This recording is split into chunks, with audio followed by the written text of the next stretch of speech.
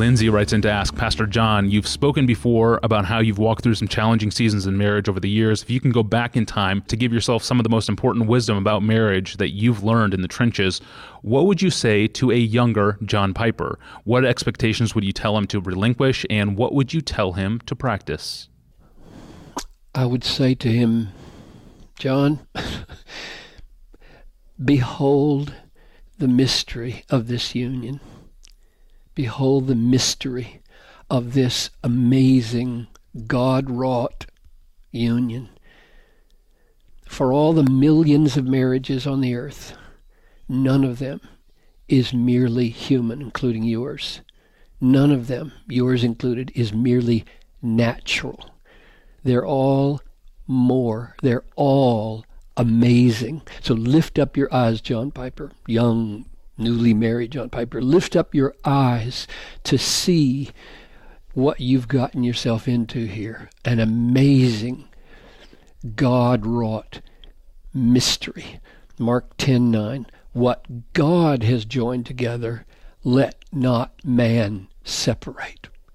So this is a God-made mystery. The pastor, when he said, I now pronounce you man and wife, didn't do it. He didn't do it. God did it. What God has joined together. So marriage is not man-made. Not even for unbelievers is it man-made.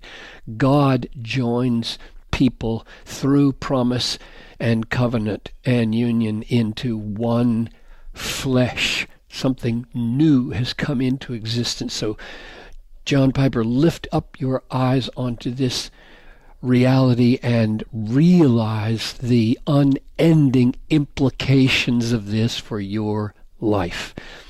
And one of them is, it's unbreakable. Only death. There's no back door to this. So Noel and I said, and I would say to myself again, divorce is not a solution to any of our miseries if we have them, and we have had them. So don't even look at it. Don't even contemplate it. Death ends this union that God has created, nothing else. And I would say to myself, look at the mystery of marriage, that it was conceived by God in history as a pattern for the church and Christ. Sometimes we think the other way around. We think, well, look, there's the church. How are you going to describe marriage? Well, let's describe marriage the way Christ relates to the church. No. Marriage came first. Marriage came into history first, and it came into history in the form that it came so that the church could be seen this way and so that marriage could relate to the church and Christ this way. So what I would say to my younger self from Ephesians 5:31 and 32, a man shall leave his father and mother and hold fast to his wife, the two shall become one flesh. This mystery is profound, and I am saying it refers to Christ and the church.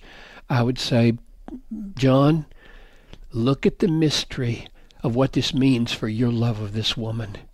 This is a bottomless ocean of wisdom for you. Love her like Christ loves the church. I just sang this morning. This is really amazing. I sang this morning Samuel Crossman's hymn, My Song is Love Unknown, which has these two lines. My song is love unknown, my Savior's love to me, love to the loveless shown, that they might lovely be. And even before you asked me this question, I thought, that's the mystery of marriage. You love her to make her lovely. You don't love her merely because she is lovely. She's not going to be as 20-something lovely at 70-something. So you better love her into loveliness, which is exactly what Christ does for us. So I would push on the young John Piper, and I would say, yeah, you married a very pretty girl here, and you're all excited about lots of things about her. You better not let that be the main way you relate to her. Otherwise, it's going to backfire on you, because you'll be constantly drawing your strength for love from her lovableness instead of from Christ's love for you and in the gospel, which you now love her with, so that she's lovely in your love. I'd really push on that. And then I would say, let this, John Piper, be a breaking of your heart, that you do not love her like this. Let this drive you to Christ for forgiveness and for justification and for renewal.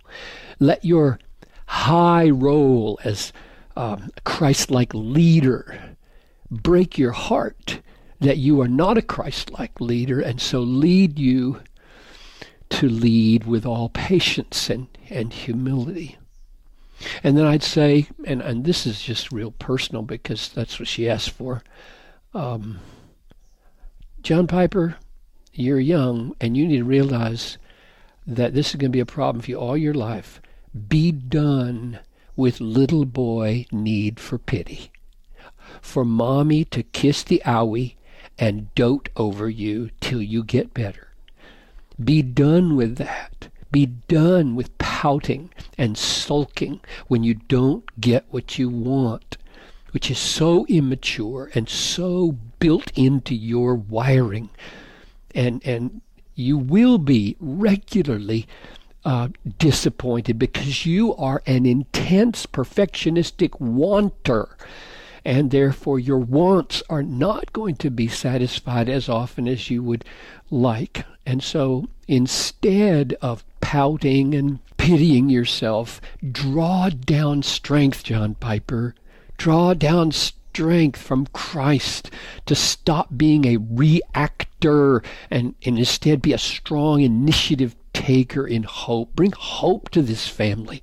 Bring strength to this family. Don't use this family, and when they don't meet your needs, go pouting off into a corner. Come from the corner with Christ back into the family with strength and with hope. They need you to be a leader, to not to return evil for evil. I mean, and that's the last thing I'd say probably is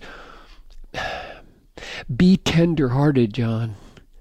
Be tender-mouthed, John. Be tender-handed with your fingers, John, with this woman, even in her harshest moments.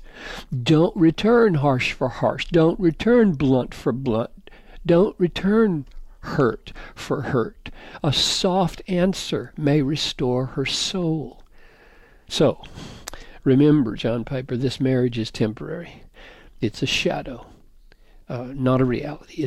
There's not going to be any marriage or giving in marriage in heaven. And so it's a parable, John, pointing to something vastly greater. Go there to Jesus and his relationship to you.